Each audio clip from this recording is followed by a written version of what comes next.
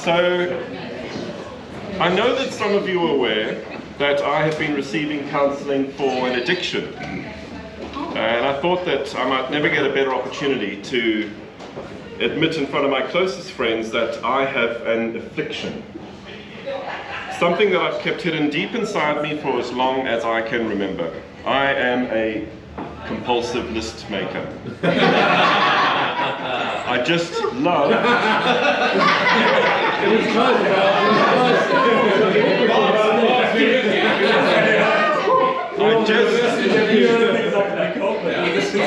I just love a good list. I don't mind if it's a handwritten list on a sheet of A4 paper or a digital list on an app on my iPhone.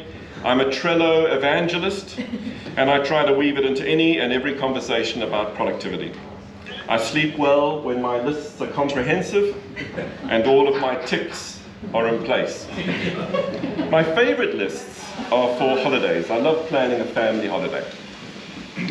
When my brother, Uncle Andy, was last in Australia, I asked him to list the 3 criteria that make a day perfect for him. He took a long drag on his joint, and then he said that his perfect day was when, firstly, he managed to catch a wave in the morning, and then, secondly, catch a fish in the afternoon, and close out the day with a shave. That's not a bird. This got me thinking to what my perfect day would be.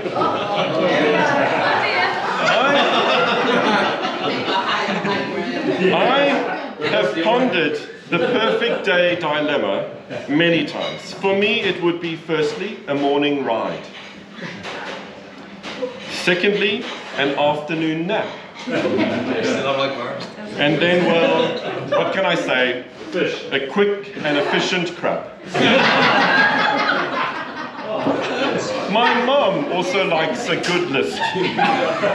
I'm pretty sure that lists are in the Halford genes that she passed to me.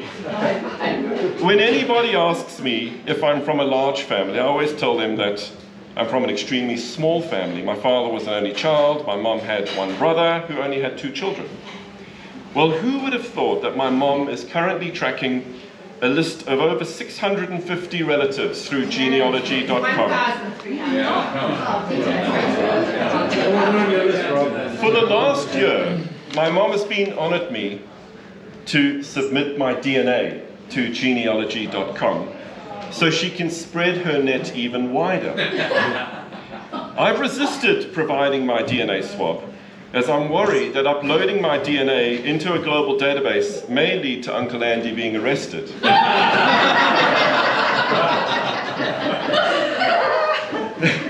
My mom is searching the birth and death records for the Australian Holy Grail, the Australian lottery win. Evidence that one of our distant family members was on the First Fleet. There are 4 Halfords mentioned in the First Fleet manifest, but my mom has not managed to yet make any connection. I am watching these developments with great interest, as I was quite of a kleptomaniac while growing up, and I'm keen to see the degree of thievery within my distant relatives. I'm pretty confident my mom's not going to find any First Fleeters. There does not appear to be any thieving amongst the Halfords. Every couple of days, my mom will rush through into our house, delightedly exclaim that my great-great-great-great-great-grandfather was a wagon wheel builder, or a farrier, or a professional horse braider. All honest professions. I had a lovely upbringing in Durban. I would say I was under-disciplined.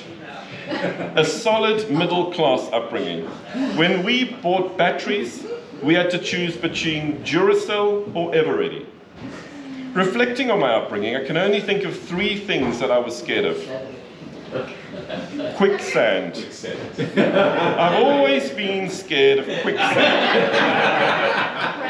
And rattlesnakes. Snakes are scary at the best of times, but rattlesnakes really are next level. And getting lost in a desert where you have one leg longer than the other, which means that you end up walking in a huge circle right back to the place where you started. That's pretty much it. evidence of simpler times that we grew up in. Ignorance sometimes really is bliss.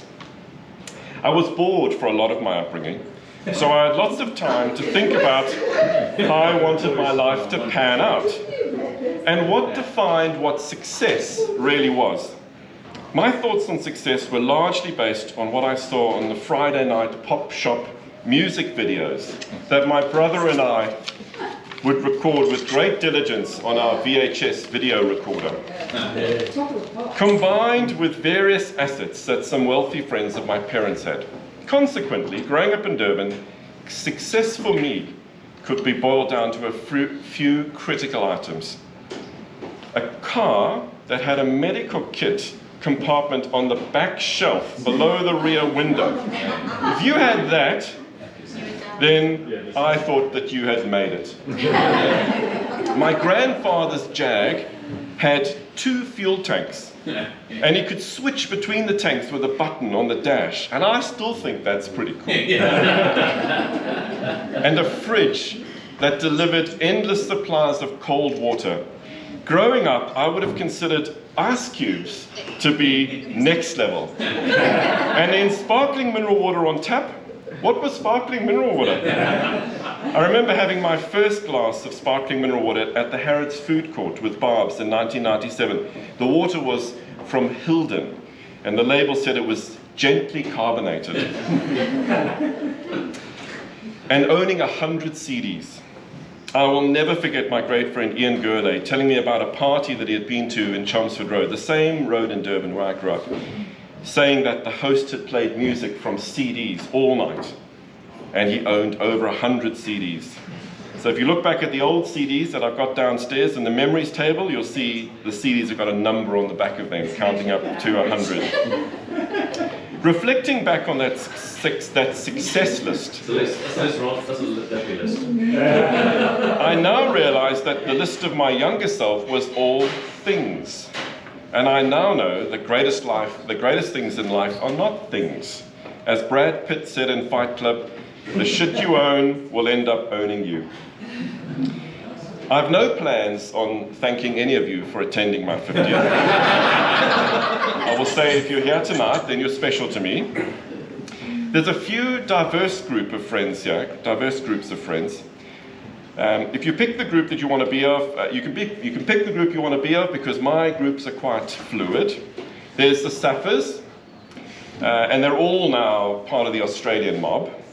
And they keep me grounded and they never let me get ahead of myself. And then there are the Australians. Full-time job.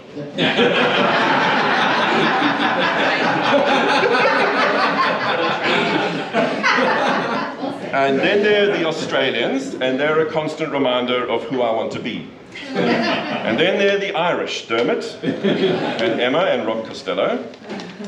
The Irish really are the kindest, most generous friends I have. There's something so special about the Irish. They choose their words carefully, they cherish friendships, they're deeply committed to their families, and their accent is the most sexy on earth. For tonight, I've included Rachel, William's partner, in with the Irish, as everything that I said about her, about the Irish, they apply to her except for the accent. I've also included Kath Booth with the Irish. I wasn't sure where else to put you. Because some of those features. Kath is the Irish hair. Because Kath is Greek, yeah, but with Hong Kong running through her veins. Yeah. But she's very kind, she's very generous. Okay, and then we have the international man of mystery, William Teasdale. Now, you might ask, what are the qualifying criteria for being an international man of mystery? And there are only two. You have to have an active mobile phone subscription in 2 countries, and you need to own cars in 2 countries. Okay? Tim Wilson was going to join us for this event, and he would have actually been my second qualifier as International Man of Mystery. A diverse group of friends, and I could not be happier. Right, how are we doing? Number 1, keep the speech light-hearted, check. Number 2, short and on point, check. 3, Limit yourself to no more than one quote. Check. 4, keep the speech under 6 minutes. Check. 5, don't tear up. Check. 6, don't thank anybody. Check. End abruptly.